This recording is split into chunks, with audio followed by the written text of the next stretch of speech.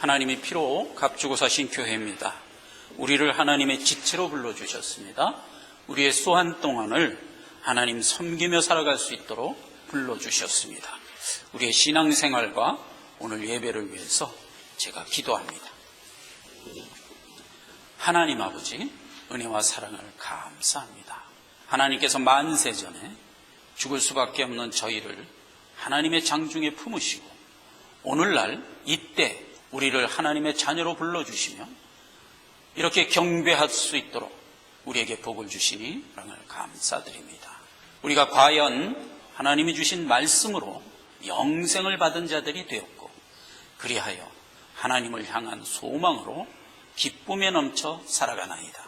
우리의 심령을 붙들어 주시고 여러 가지로 힘들고 어려운 상황에 있을지라도 아버지 하나님 우리를 다시 돌아보게 하시고 신앙의 소망으로 세워주셔서 하나님 마침내 우리에게 베풀어 주실 영생을 바라보는 자 다 되게 하여 주옵소서. 우리가 우리 주변과 나 자신을 위하여 항상 이 시간 기도합니다. 하나님 들으시고 내게 베풀어 주신 하나님의 길을 바르게 걸어갈 수 있도록 오늘도 말씀으로 능력 주시고 우리의 삶이 어찌하든 변화될 수 있도록 하나님 인도하여 주옵소서. 먼저 우리 가족을 위하여 기도합니다. 부부로 불러주시고 자녀와 자식간으로 불러주시고 남편과 아내로 불러주심을 감사드립니다. 먼저 아버지 하나님 우리에게 육신의 부모를 주신 것을 감사드립니다. 부모가 항상 우리를 낳아주시고 잘 키워주셨으며 오늘날 이렇게 신앙을 갖고 살아갈 수 있도록 신앙의 귀한 유산을 물러주셨사오니 감사드립니다. 항상 자녀 손들을 위하여 간구하고 기도하는 그 소리를 하나님이 친히 들으시고 주 안에서 항상 성취시켜 주심으로 우리의 기쁨이 넘치게 하옵소서. 또한 아버지 하나님 건강이 필요하오니 건강으로 지켜주시고 이 땅을 오랫동안 우리와 함께 주를 섬길 수 있게 하여 주셔서 살아가는 날수를 길게 하시며 장수시켜 주시기를 간구합니다. 또한 우리 자녀들을 위하여 기도합니다. 우리에게 맡겨주신 하나님의 귀한 자녀이오니 아버지 하나님 어찌하든 우리가 잘 보호하고 관리하여 신앙의 귀한 권속이 될 수 있도록 하나님 우리가 우리 자녀를 위하여 살아가게 하옵소서. 이제 가정을 이룬 자녀들이 있습니다. 하나님 믿음의 귀한 가정이 되게 하시고 생업도전 가운데 감사가 넘치게 하옵시며 항상 건강하게 살아갈 수 있게 인도하여 주옵소서. 2세도 허락해 주셔서 항상 그 가정의 기쁨이 넘치게 하옵소서. 집을 떠나 공부하고 있는 자녀들도 있습니다. 하나님께서 산울로 둘러주시고 험하고 악한 세상이 오니 아버지 하나님께서 항상 동행하시며 형통한 길을 열어주심으로 순적히 학업을 마치고 사회와 가정으로 귀환할 수 있도록 하나님이 늘 동행하여 주옵소서. 마음에 항상 좋은 소원을 갖게 하시고 그 소원을 성실함으로 이루어 하나님 앞에 영광 돌릴 수 있게 하시며 집을 떠난 삶이 오니 건강이 필요합니다. 하나님 건강으로 지켜주시옵소서. 또한 어린 자녀들도 있습니다. 하나님 무엇보다도 어릴 때는 든든하고 건강하게 자라야 됩니다. 하나님 건강 지켜주시고 또 자라는 가운데 주를 아는 귀한 믿음이 날마다 함께 성장할 수 있게 하여 주셔서 믿음의 대화를 이어 아버지 하나님의 귀한 권속으로 잘 성장해서 하나님이 널리 쓰시는 귀하고 복된 그릇이 될 수 있게 하여 주시옵소서. 또한 우리 생업터전을 위하여 기도합니다. 하나님께서 주신 감사의 생업터전이오니 우리가 적든지 많든지 하나님 앞에 늘 감사하며 살아가게 하옵시고 또한 그 열매를 통하여 우리의 생활이 윤택하게 하여 주시옵소서. 항상 아버지 하나님 심을 것으로 넉넉히 채워주셔서 우리가 살아가는 행복 가운데뿐만 아니라 이웃을 생각하며 살아가는 행복 가운데 항상 쓰임받게 하옵소서. 우리가 은퇴를 하여 이제 시니어의 삶을 살아가는 권속들도 있습니다. 이제 부족한 가운데 살아갈지라도 하나님께서 여러모로 인도하시고 보호하여 주셔서 외롭지 않게 하시며 우리와 함께 형제자매로서 지낼 수 있도록 하나님이 함께하여 주시고 항상 남은 여생이 주를 바라보는 그 큰 소망 가운데 기쁨이 넘치는 삶이 되게 하여 주셔서 남은 여생 주를 증거하며 주를 바라보며 살아가는 복된 걸음걸이가 되어서 하늘의 상급을 쌓으며 살아가는 걸음걸이가 꼭 되게 하여 주옵소서. 아버지 하나님, 너나 할 것 없이 우리 모두에게 건강이 필요합니다. 이 땅을 살아가면서 건강을 잃는다면 우리의 삶 자체가 무너집니다. 하나님, 이것을 아시오니 우리에게 항상 건강 지켜 주시옵소서. 여러 가지 피곤하고 어렵고 힘들어서 병이 많이 있습니다. 하나님 아시오니 하나하나를 고쳐주시고 또 우리가 우리 몸을 잘 관리할 수 있는 성실한 마음을 주시고 생활 태도를 주셔서 아버지 하나님, 우리 건강을 잘 지킬 수 있게 하옵시며 또 우리 마음 가운데서도 항상 온전한 소망을 가지고 살아가게 하심으로 영육간에 다 건강한 우리 자신이 되게 하여 주시옵소서. 우리가 이 땅을 살아가면서 주의 자녀로서의 걸음걸이를 걷습니다. 많은 어렵고 힘든 이웃들을 이끌며 돌아보며 또한 곤고하며 살아가는 우리들이오니 아버지 하나님, 우리가 곤고에 빠지면 이 일을 할 수가 없습니다. 하나님, 우리를 분명히 붙들어 주시고 이 일 가운데 우리를 쓰이는 그릇으로 세워주셨사오니 우리가 우리만 돌아볼 뿐만 아니라 주변을 항상 생각하며 돌아보는 귀하고 복된 발길과 마음들이 되게 하여 주시옵소서. 아버지 하나님, 이 한 시간 하나님께서 거룩한 시간을 저에게 허락해 주셨습니다.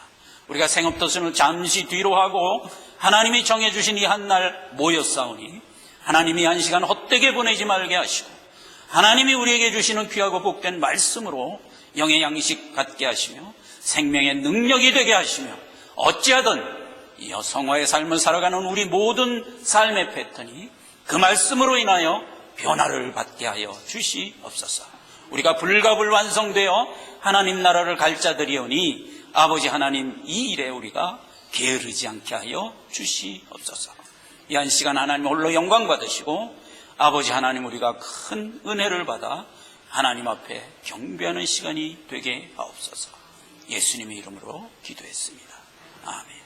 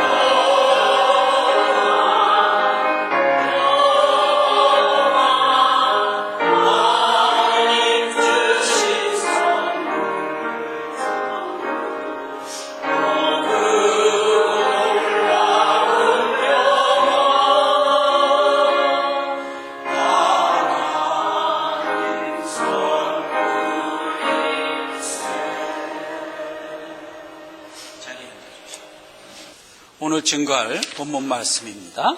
에베소서 6장 1절로 4절 말씀을 제가 봉독합니다. 자녀들아, 너희 부모를 주 안에서 순종하라. 이것이 옳으니라.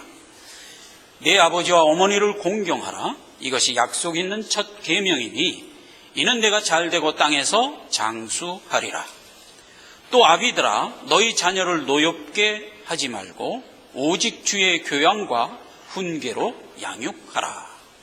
이 말씀을 중심으로 해서 약속 있는 첫 계명이라는 제목으로 하나님 말씀을 은혜를 받고자 합니다.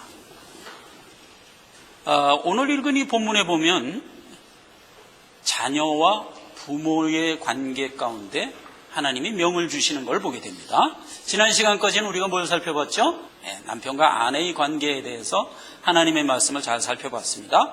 이 남편과 아내의 하나님이 주신 말씀의 의미는 아주 굉장히 큰 비밀이 있다고 그랬어요. 그래서 그리스도와 교회를 배역하기 위하여 주신 관계니라 그래서 이 관계는 하나님이 짝지어 주신 관계이기 때문에 인간의 육정과 인간의 뜻으로 된 관계가 아니다 하는 것까지 알아봤고요. 우리가 이제 천국에 완성돼서 들어가게 되면 거기서 받을 유업을 누구와 함께 받는다고요?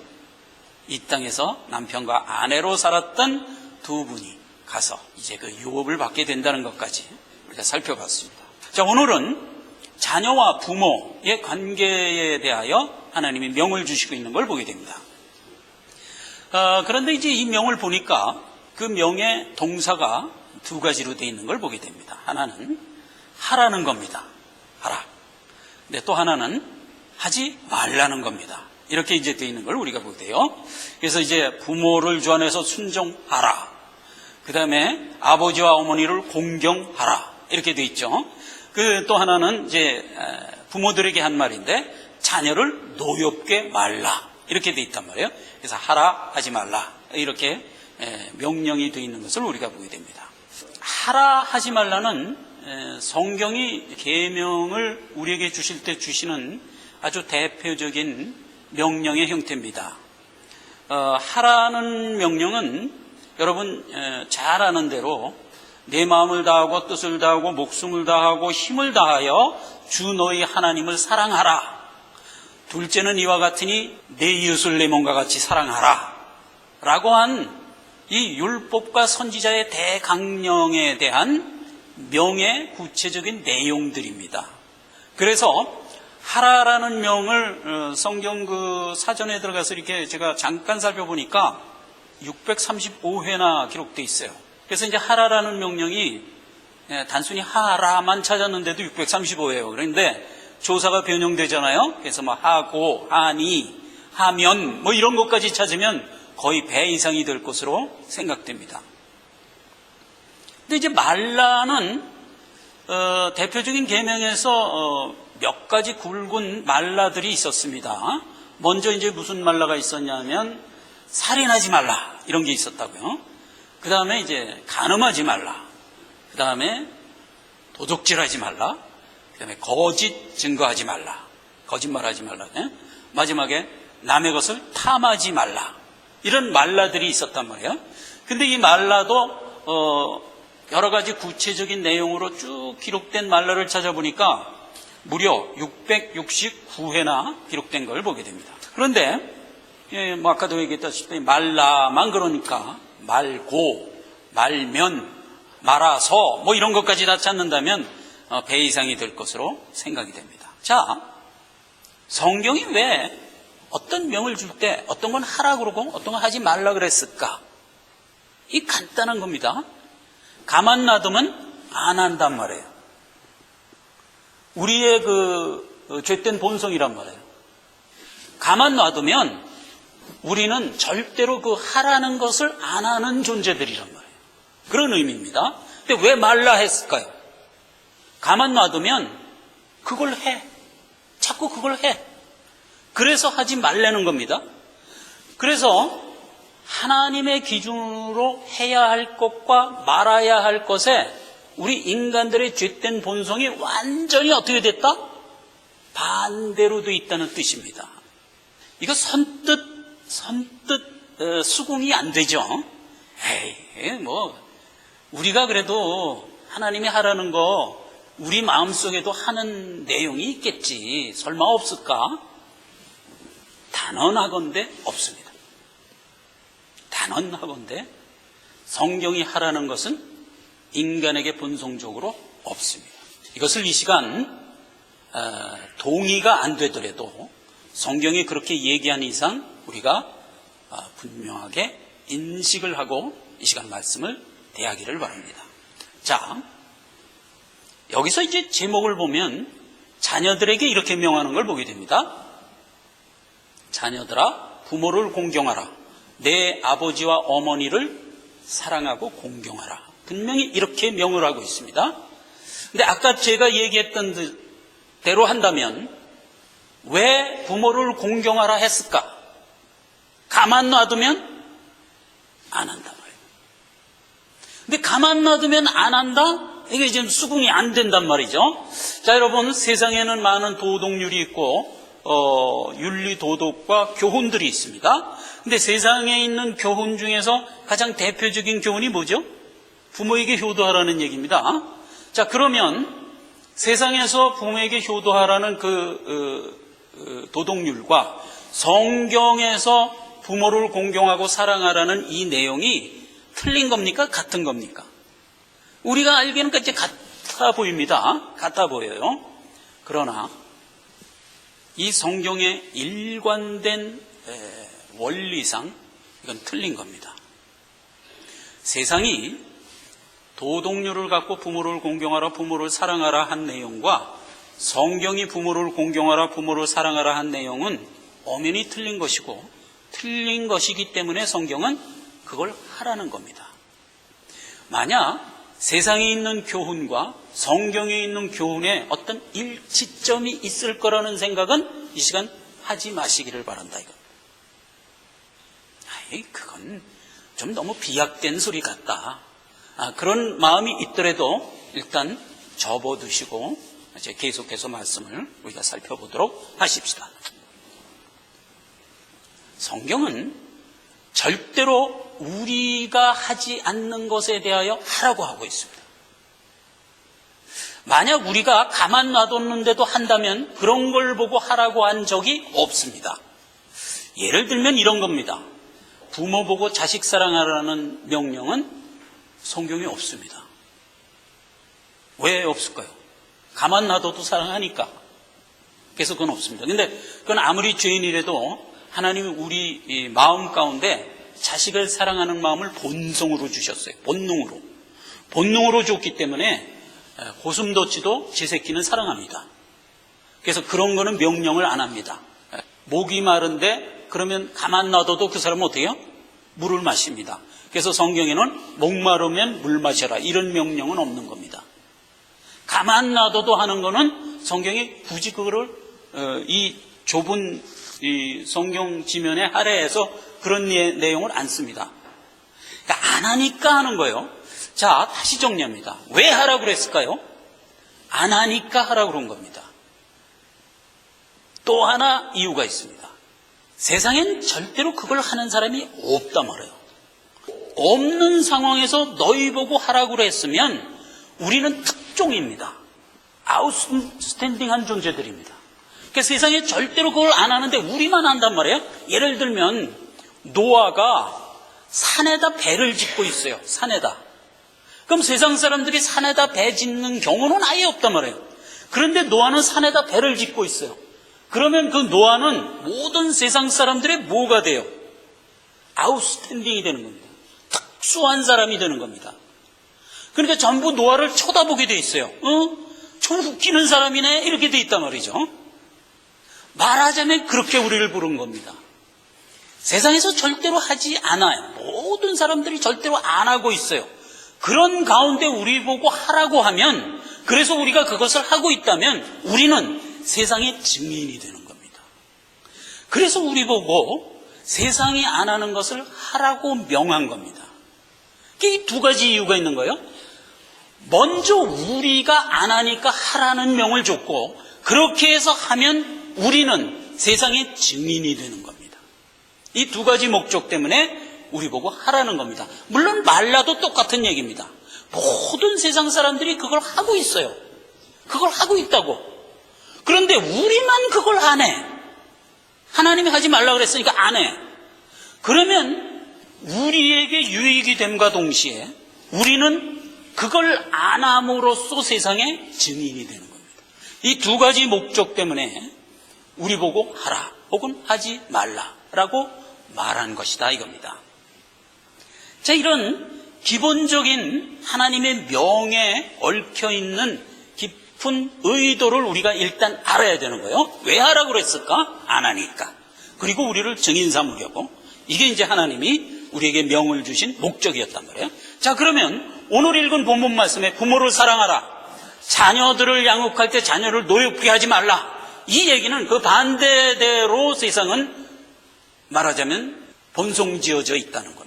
그래서 세상은 부모를 절대로 사랑하지 않고, 그 다음에 자녀를 언제나 노여움 가운데 다스리고 있는 양태로 지금 세상은 존재하고 있다는 의미가 이미 전제되는 얘기입니다.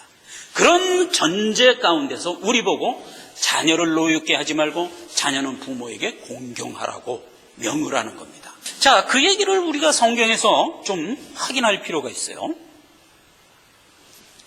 우리가 증인이 되기 위해서는 잠깐 나타나서 어떤 내용을 이렇게 증거하고 사라져 버리면은 그 증인된 효과가 짧죠. 그렇죠?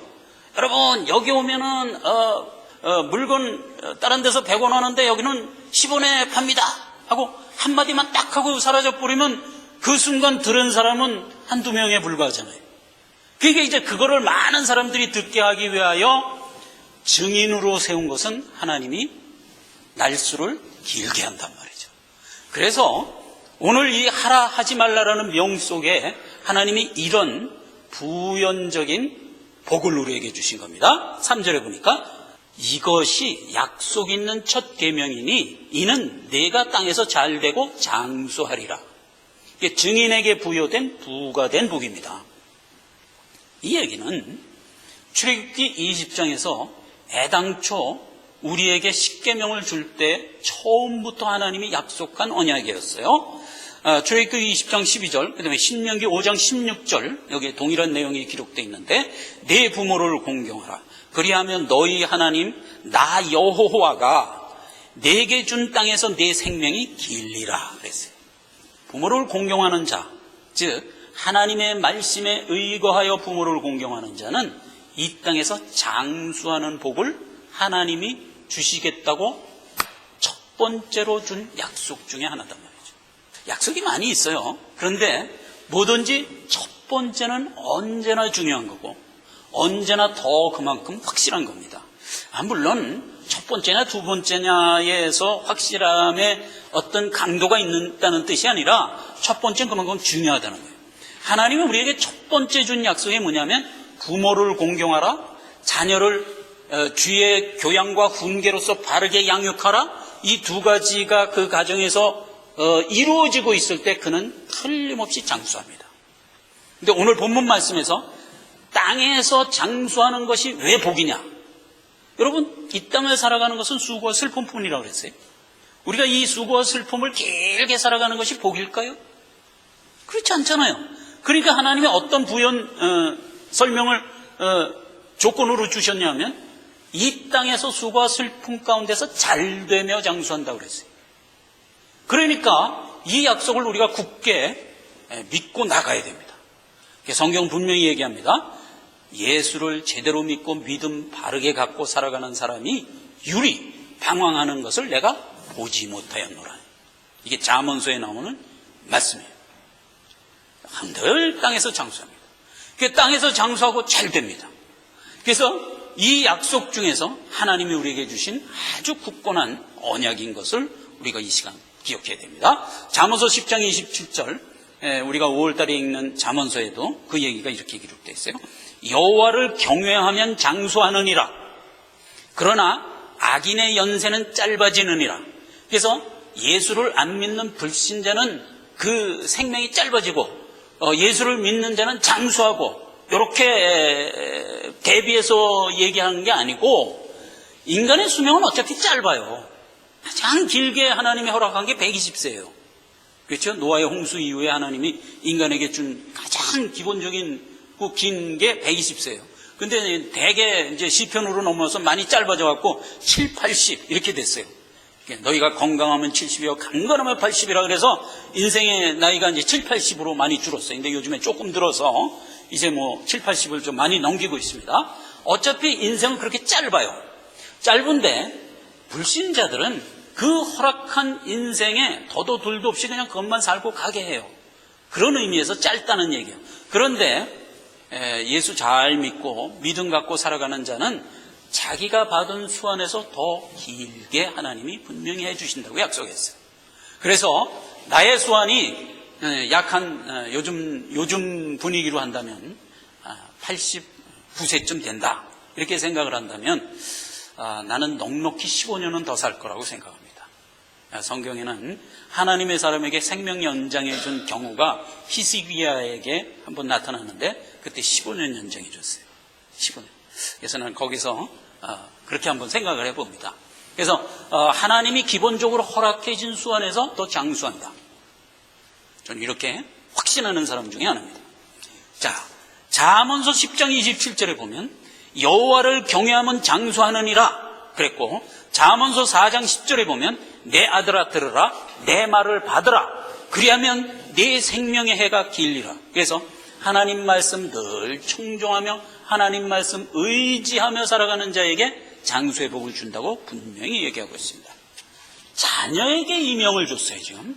근데 자녀가 자기 부모를 공경하라고 얘기하는데, 성경에 보면 참부모가 누구냐라는 얘기가 이제 마태복음의 23장 9절에 보면 너희의 참부모는 하늘에 계신 하나님 아버지시니라, 이 얘기를 우리가 잊지 말라고 설명을 하고 있어요. 하늘에 있는 아버지가 참 내 아버지예요. 우리 모든 믿는 자는 그걸 알아야 돼요. 그래서 성령이 내 안에 내주하면 제일 먼저 우리가 깨닫는 게 뭐냐 하면 하나님이 내 아버지인 것을 깨닫게 돼요. 근데 성령으로 하지 않으면 하나님 아버지를 아버지라 부를 수가 없어요. 그러니까 구원받은 모든 성도들이 하나님을 아버지로 부르게 되고 하나님만이 나의 정말 아버지인 것을 깨닫게 돼요.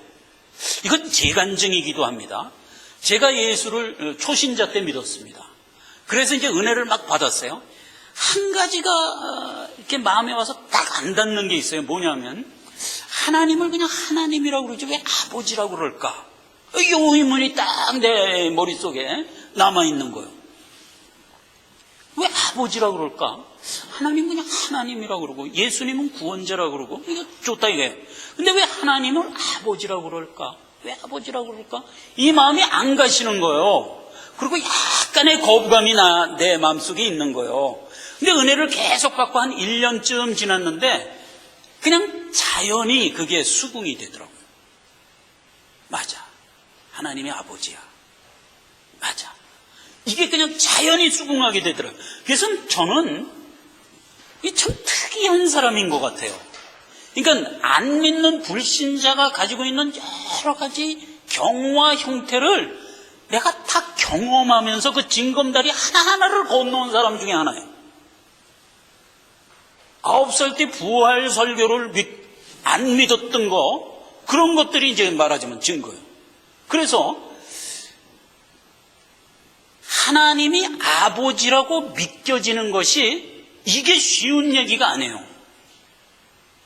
이게 충분히 은혜를 받고 하나님의 자녀인 것을 믿음으로 내 스스로 확증을 하여 스트롱 크리스찬이 됐을 때쯤 돼야 하나님은 아버지라는 걸 알게 돼요. 놀라운 신앙 내용을 내 스스로 간증으로 갖게 됐어요. 그래요. 그래서 이제 하나님이 참 아버지라는 사실은 모든 믿는 자들이 성령의 능력과 도움으로 깨닫고 알게 되는 겁니다. 그래서 하나님이 참 아버지입니다. 자, 그러면 육신에 있는 아버지와 어머니는 그럼 뭐냐? 이게 이제 말하자면 배역이란 말이죠. 지난 시간까지 남편과 아내가 그리스도와 교회에 대한 배역이었다고 그랬지 않았습니까? 이것도 마찬가지인 거예요. 자녀와 부모의 관계는 하나님 아버지와 나에 대한 배역이라고요. 그러니까 하나님을 공경하는 것은 바로 내 육신의 아버지를 공경하는 데서 하나님을 공경하는 마음을 말하자면 연습하고 연단하는 하나의 경우로서 우리에게 주는 배역이란 말이에요. 그런데 죄된 모든 백성들은, 죄된 지상에 있는 모든 사람들은 가만 놔두면 자기 육신의 아버지를 공경하지 않는다니까요. 공경하지 않아요. 근데 하나님이 그걸 공경하라고 명하는 겁니다, 지금. 그래서 모든 믿음을 가진 자들은 자기 육신의 아버지를 공경해야 되는 겁니다. 이게 처음에는 의무로 하게 될 거예요. 분명히 의무로 하게 됩니다. 왜냐하면 내 안에 부모를 공경하자 하는 본성이 없기 때문에 그 본성 갖고는 공경할 수가 없어요. 그러니까 처음에는 어떻게 해야 되느냐? 하나님이 내게 주신 명에 의지하여 의무로 해야 돼요. 그렇게 의무로 하다 보면 나중에 부모를 공경하게 됩니다. 더더군다나 내가 결혼을 해서 자녀를 갖고 나도 아비가 되면서 스스로 깨닫게 돼요. 부모를 공경해야 되겠구나 하는 것을 결국 내 본성이 깨닫게 돼요. 그렇게 해서 부모를 공경하는 자리로 우리의 성품이 성화되는 겁니다. 자, 성화되는 겁니다. 그런데 하나님은 항상 어떻게 얘기하는가 주목해 보는 거예요. 보이지 않는 하나님을 사랑하라. 아주 기본적인 하라의 대표적인 명이죠. 하나님을 사랑하라. 보이지 않는 하나님을 사랑하라. 네가 사랑하느냐? 예, 사랑합니다. 그렇다면 보이는 바 내 아버지를 네가 사랑하느냐? 이렇게 묻고 있는 겁니다. 성경이 이렇게 묻고 있는 겁니다. 이런 패턴이 많아요. 보이지 않는 바 내 하나님을 사랑하느냐? 그렇다면 보이는 바 내 형제를 사랑하느냐? 이렇게 묻고 있는 겁니다. 우리에게 허락한 이 세상에서의 삶은 그 삶 자체가 하나님께 대한 나의 성품에 대한 말하자면 훈련장이란 말이에요. 그래서 내 육신의 아버지, 내 육신의 형제, 내가 내 몸에서 난 내 자녀들과의 관계에서 우리가 하나님이 명한 이 하라에 의거하여 그들과 올바른 관계로 살아가는 이 땅에서의 삶을 통하여 무엇을 배우느냐? 보이지 않는 바 하나님을 향한 나의 바른 신앙 성품을 말하자면 키우는 방법이다 이겁니다. 그래서 우리에게 허락한 모든 삶의 한 구성원은 그것이 절대로 헛된 게 아니다 말이죠. 가까운 데서부터 명을 하는 겁니다. 제일 먼저 무엇부터 명했어요? 아내와 남편의 관계에서 명했고 그 다음에 자식과 부모의 관계에서 명하는 겁니다. 그것이 끝나면 그 다음에 이웃과의 관계를 명할 겁니다. 그래서 상사와 부하 직원, 사회생활 관계에서도 또 명하는 겁니다. 그래서 우리에게 허락된 모든 삶에서 하나님은 그 삶에서 우리가 부딪히고 살아가는 대상과의 관계에서 하나님은 연습하고 네 성품을 바른 관계로 이끌어가라는 겁니다. 그래서 그 바른 관계로 이끌어가는 모멘트를 성경이 우리에게 지금 명하는 겁니다. 부모를 사랑하라. 자녀를 노엽게 하지 말라. 이런 명을 주고 있는 것입니다. 세상은 자녀들이 부모를 사랑하지 않습니다. 근데 그거는 선뜻 수긍이 안 가요. 뭐 세상에 많은 효자들도 있고 많은 가정에서 대부분 별 탈 없이 잘 지내고 있단 말이죠. 뭐 자녀와 부모 간에 서로 좋은 유대를 이렇게 나누면서 살아가는데 어떻게 세상이 자녀가 부모를 사랑하지 않는다고 단언할 수 있단 말인가? 성경은 이렇게 단언하는 걸 보게 됩니다. 마가복음 13장 12절에 보면 말세의 증상을 얘기하면서 이렇게 얘기합니다. 형제가 형제를, 아비가 자식을 죽는 데 내어주며 자식들이 부모를 대적하여 죽게 하리라. 이게 말세의 증상이라는 겁니다. 여러분, 말세 그러면 언제를 얘기하죠? 지금 예수님을 아주 예수님이 올까 말까 하는 요 끝날 말세 요걸 얘기하는 게 아닙니다. 말세 그러면 2000년 전에 예수님이 감람산에서 500여 형제가 보는 가운데서 하늘로 승천한 그 시간서부터 말세입니다. 그러니까 말세라는 말은 그러니까 이 세상의 현실 세계 이런 뜻이에요. 그러니까 이 세상의 현실 세계의 증상이 뭐냐? 형제가 형제를, 아비가 자식을, 자식이 부모를 대적하여 서로 죽게 한다니까요. 그런 상태 가운데 지금 세상이 존재하고 있다고요. 아닌 것 같지만 조금만 이해관계가 조금만 얽히면 이게 드러나요. 여러분 뉴스에서 많이 보지 않습니까? 현대가, 두산가, 형제들이 많이 있습니다. 뭐 재밌게 잘 살아요. 그런데 아버지 총수가 죽고 재산에서 이해관계가 설키니까 어떻게 되던가요? 바로 소송 들어가죠. 바로. 이게 우리는 뭐 이해관계 큰 게 없잖아요. 뭐 겨우 해봐야 집 한 칸 있고 조그만 가게 하나 있는데 뭐 그거 갖고 뭐 이렇게 죽고 살고 하겠어요. 그래서 우리가 이렇게 평안하게 살고 있는 거지, 이해관계가 조금 부풀어지면 다 이렇게 된다고요. 디모데후서 3장 2절 가볼까요? 말세가 되면, 말세 그러면 현세, 지금 살아가고 있는 현세 세상을 얘기하는 거예요. 세상에 사람들이 자기를 사랑하며 돈을 사랑하며 자긍하며 교만하며 회방하며 부모를 거역하며 감사치 않으며 거룩지 아니하다. 이게 세상 사람들이 살아가고 있는 죄된 성품이에요. 항상 여러 가지 죄된 성품 중에 딱 차지하고 있는 것 중에 하나가 뭐예요? 부모를 거역하며라고요. 여기 보세요. 돈을 사랑하며 자긍하며 고용만하며 회방하며 감사치 아니하며 거룩치 아니하며 부모를 거역하며라고. 이게 하나의 챕터로 그 성향으로 돼 있는 거예요. 이 죄된 성향 중에 하나예요. 절대로 인간 세상에서 자녀들이 부모를 본성적으로 공경하지 않습니다. 이해관계가 조금만 부풀려져도 이게 바로 드러난다니까요.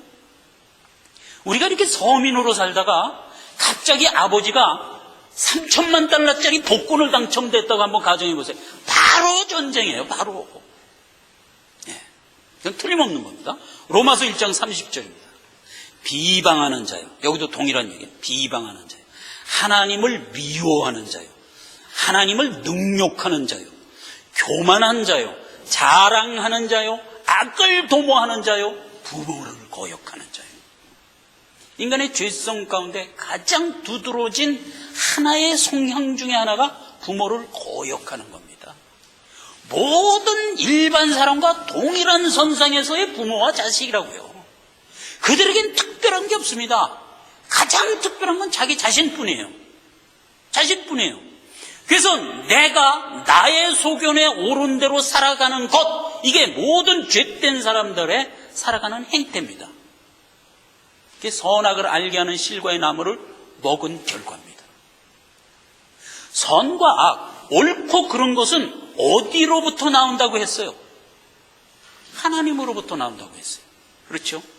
이건 옳은 것이다, 이건 그른 것이다. 오늘 명예에서도 마찬가지예요. 이건 하라, 이건 하지 말라. 이건 하나님으로부터만 받을 수 있는 명입니다. 그러니까 무엇이 옳고 무엇이 그른가는 하나님이 가르쳐준 대로 하지 않으면 안 되는 겁니다. 그런데 하나님으로부터 원천되지 않고 다른 데로부터 원천되어 옳고 그른 것을 판단한다면 그게 죄란 말이에요. 그래서 선악을 아는 일이 어디로부터 비롯됐어요?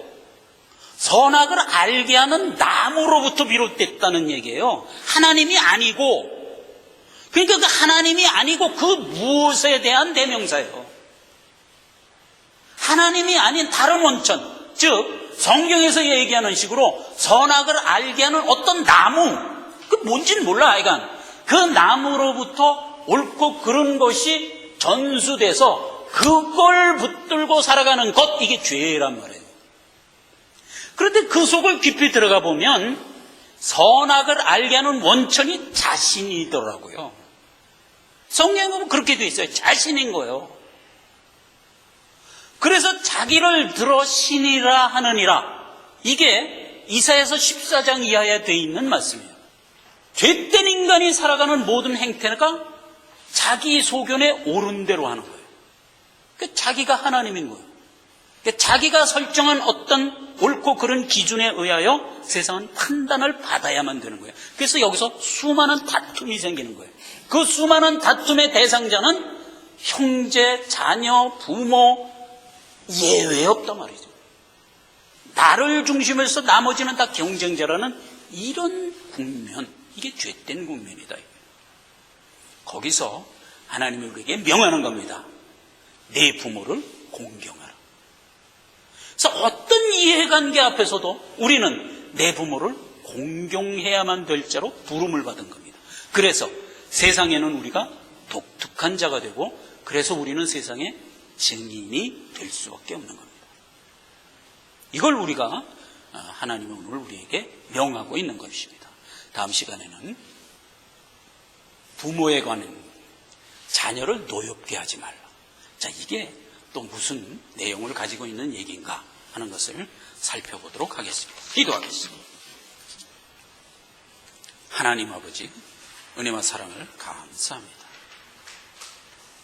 하나님께서 오늘 우리에게 주신 하라 하지 말라의 명을 우리가 들었습니다. 우리의 죄된 본성이 하나님이 주신 명령에 반대되어 있는 것도 깨달았습니다. 하나님이 주시는 명을 우리가 온전히 받아 잘 수행하며 살아가는 가운데 우리가 하나님의 성품으로 성화되고 닮아가는 자가 되기를 간구합니다. 그래, 하나님의 자녀로서의 격과 수준에 우리가 자라가기를 원합니다. 하나님, 우리에게 허락한 삶의 수완 동안에 이 일을 열심히 하게 하시고 하나님께 영광 돌리는 귀한 성품으로 자라가는 자 다 되게 하여 주옵소서. 예수님 이름으로 기도했습니다. 아멘. 찬송가 부르고 예배를 마치겠습니다. 204장